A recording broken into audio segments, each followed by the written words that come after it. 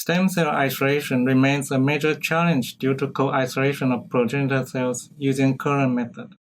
We developed a novel biomarker-free assay to isolate quiescent stem cells from mixed progenitors. The main advantage of the spheroid-based label retention assay is that it can expand and isolate live stem cells from their daughter progenitors by FACS using CFSE or far-right labeling.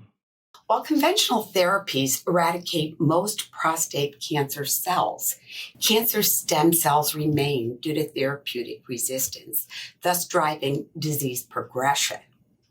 Stem-like cell isolation will permit identification of novel genes that can be therapeutically co-targeted for effective disease remission.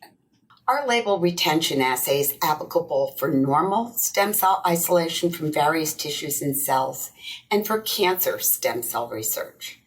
Importantly, this assay is applicable to other epithelial cell cancers such as breast and colorectal cancers.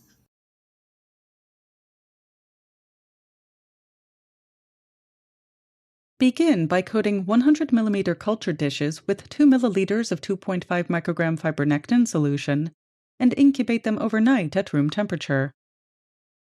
Then, aspirate the solution and let the culture dishes air dry in the biosafety cabinet for 45 minutes.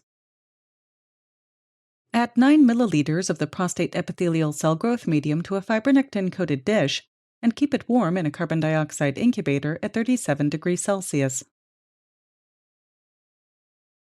Thaw 1 vial of frozen human prostate epithelial cells in a 37 degrees Celsius water bath